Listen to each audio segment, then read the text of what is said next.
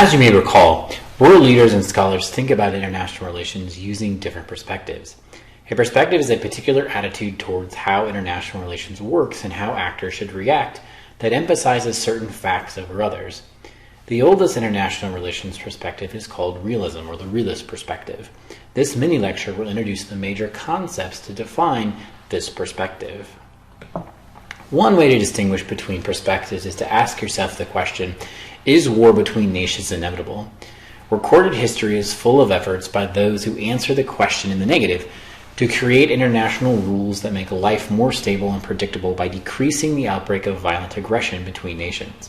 So far, these efforts have failed, including the Peace or Treaty of Westphalia in 1648 that marks the beginning of the modern international system, the Concert of Europe in the 19th century, the League of Nations, and our current United Nations.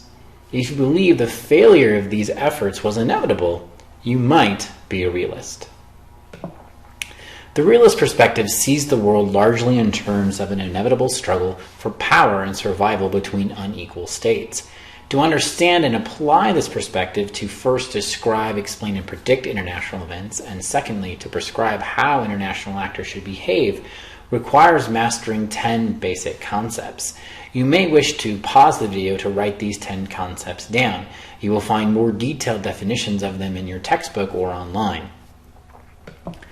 The historical failure of grand peace projects makes it relatively easy to understand why the first broad perspective on international relations was a little pessimistic about the long-term prospects for peace.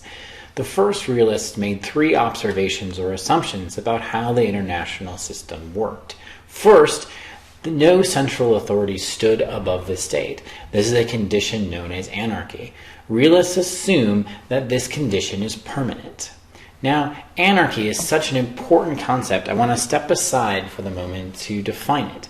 Anarchy is a system operating in the absence of any central government. It does not mean chaos, but the absence of political authority. Internally, states have solved the problem of order and established security by establishing their sovereignty, or their ability to control their territory, to enforce the rules and laws on people who might violate them. Externally, however, there is no one to guarantee this sovereignty, and that means that in international relations, those relations are happening in an anarchical world. All right. The second assumption that states make about the international system, assuming again that it's permanently anarchical, is that states cannot assume that other states are going to help them survive, and they thus must rely upon the idea of self-help, right, which is simply meaning taking responsibility for your own survival, acquiring the means and ability to ensure that happens. This leads to the third assumption or observation about international relations from the realist perspective, which is that self-help requires that states have more power, which we're defining as the means available for a state to secure its interests, including survival, relative to other actors. A state's primary responsibility is to create, maintain, and increase its national power at all costs, because if it cannot do this, it will not ultimately survive. This, though, is problematic. The logical conclusion of each of these 3 assumptions is the inevitability of conflict due to something known as the security dilemma. As multiple states pursue relative power to each other, they constantly get into a situation where they're losing power relative to other actors. Right? So as states acquire more power to defend themselves due to self-help, they also become a greater threat to others. This traps states essentially in an arms race that inevitably leads to conflict. I'll demonstrate this in the next 3 slides. Assume a world in which there is a single, 3 states, state A, state B, and state C. State A, having one unit of power, is a threat to state B and state C. This in turn will lead state B and state C to acquire a unit of power to make themselves equal to state A. But now state A will feel vulnerable because state B and state C together may be a threat to their survival. In turn, state A will increase its power in order to maintain that relative advantage to ensure its survival. But now state B and state C feel threatened by state A, and they in turn will increase their power. This cycle will continue inevitably until it is broken by some sort of conflict. Now, realists believe that the security dilemma is permanent, is just as permanent as anarchy.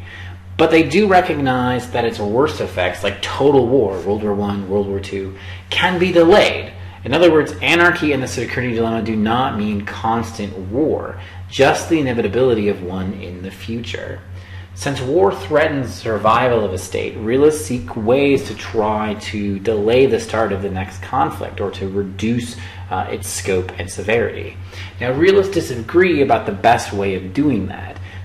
What's the best approach to moderating the excesses of the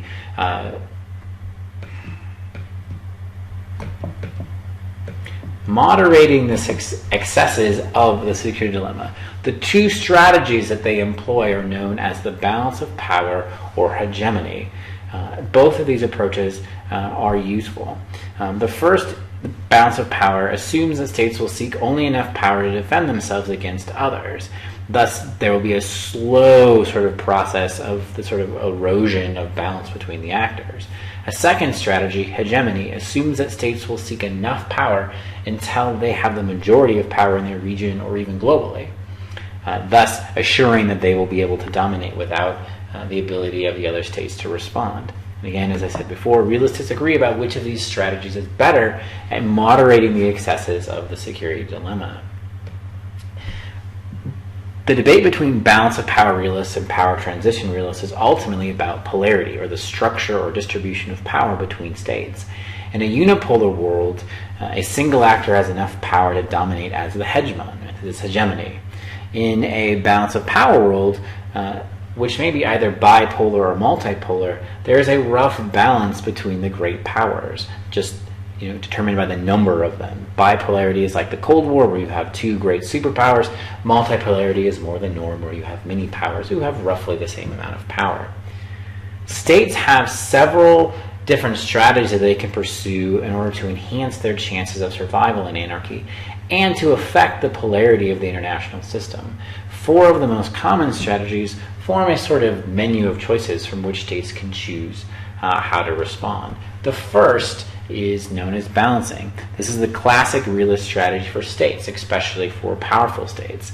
In this strategy, states work to maintain the balance of power by forming temporary alliances to ensure that no single state gets too powerful. For example, in the 19th century, Great Britain was the decisive influence in maintaining and restoring the balance of power between European rivals by constantly supporting weaker nations threatened by Britain's larger great power rivalries. For example, supporting Turkey in its war against Russia, or supporting France in a war against Spain, supporting parts of Italy against wars against the Austro-Hungarians. An alternative strategy is called buck passing. States that adopt this strategy still want to maintain the relative balance of power between states, but they want to avoid the cost associated with the act of balancing. So in this case, states can take the risk that another state will pay the cost of balancing. For example, during the Cold War, the United States paid a large share of the cost of defending Europe from the Soviet Union than the Western European states themselves, which then in turn helped them to fund a more generous social welfare program for their citizens. So you have a trade-off, right? The assumption was the United States will pay the cost of defending Europe against the Soviets, which in turn allowed Western Europe to buck pass a little bit.